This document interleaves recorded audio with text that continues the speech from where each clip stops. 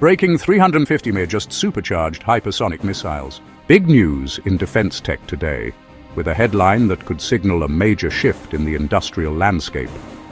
A company called Castelion just raised an enormous $350 million. Their mission? To aggressively scale up the production of hypersonic missiles.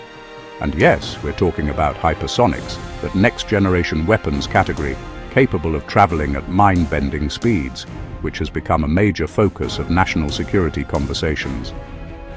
This isn't just about designing a new piece of hardware, it's about building the factory of the future to produce it in large quantities. According to industry reports, this is a major cash infusion aimed squarely at moving from one-off prototypes to actual mass manufacturing at speed and scale. It's a direct response to the Pentagon's urgent call for the industrial base to innovate and deliver faster. So let's quickly break down what makes these systems so critical. Hypersonic missiles are designed to fly at more than 5 times the speed of sound, or Mach 5. That's over a mile per second, but sheer speed is only part of the equation. Unlike a ballistic missile, which follows a predictable arc, a hypersonic weapon can maneuver in flight. This combination of extreme velocity and unpredictable trajectory makes them incredibly difficult for current defense systems to track, let alone intercept. It's no secret that the US, China, and Russia are all locked in a high-stakes race to develop and field these capabilities. For years, the Pentagon has been pushing industry to accelerate development, test more frequently, and get operational systems into the hands of warfighters. This funding suggests a new approach is gaining traction, empowering newer, more agile companies to solve the production bottleneck. So why does this $350 million for one company matter so much in the grand scheme of things? Moving from a single successful prototype to full-scale production is one of the hardest leaps in deep tech. It's a challenge because hardware at this level is notoriously expensive and slow to scale. You're not just building one perfect model, you're building a factory capable of producing hundreds, each with flawless reliability. This is where many promising defense startups fail, in the so-called valley of death between innovation and industrialization. To understand why, you have to look at the physics.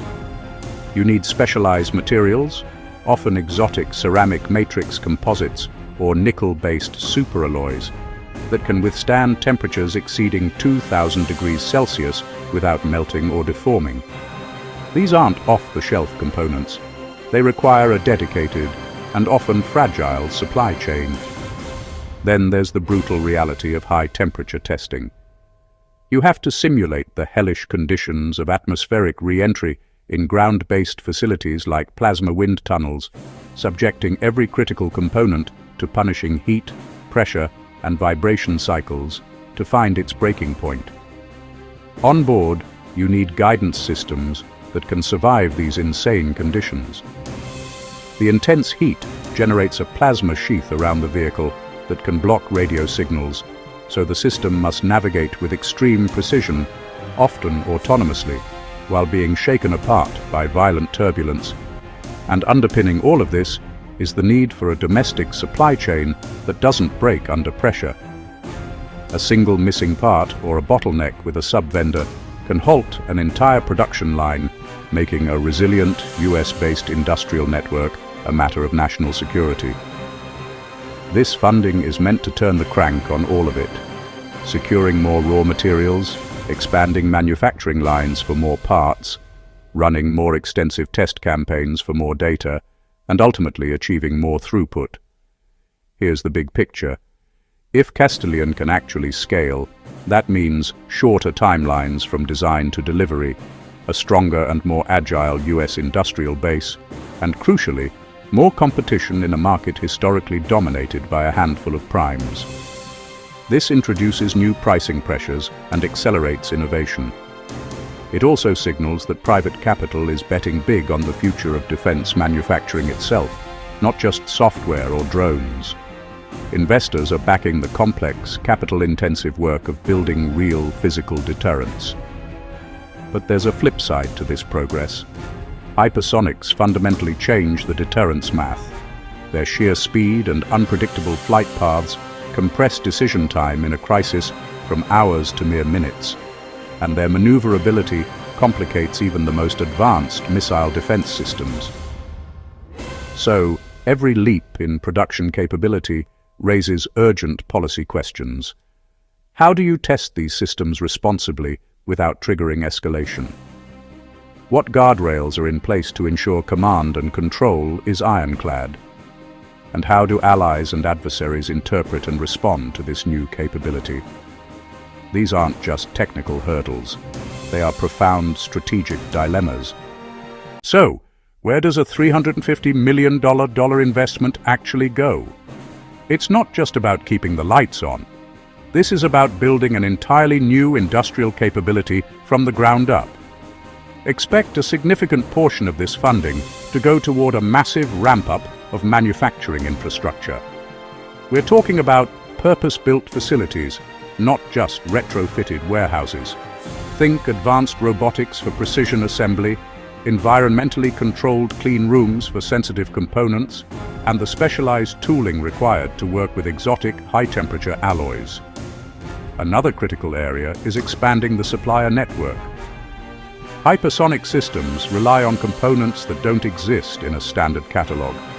This means cultivating deep partnerships with second- and third-tier suppliers who specialize in everything from carbon-carbon composites to the radiation-hardened microelectronics needed for guidance systems. Building a resilient domestic supply chain is non-negotiable for national security, and this funding is the catalyst. And of course, there's the human element, hiring specialized talent. This isn't just about adding headcount, it's a targeted search for the top minds in aerospace engineering, materials science, propulsion, and software development.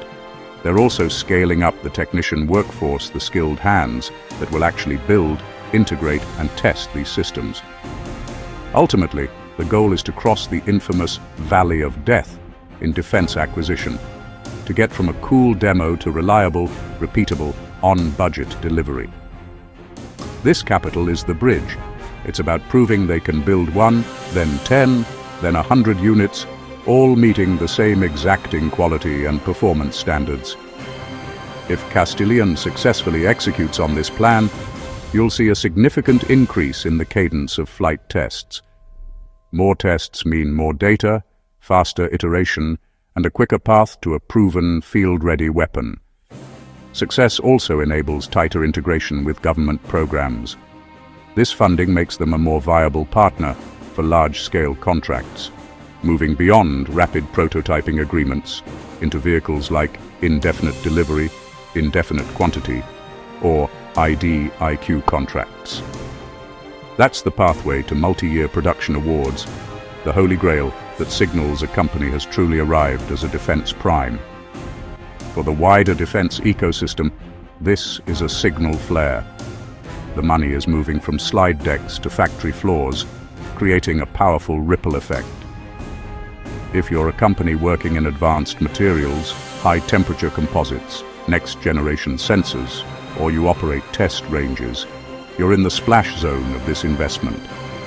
The bottom line is this: $350 million for hypersonic production is not just a funding round, it's a strategic bet on the tangible pillars of modern deterrence: speed, scale, and industrial capacity.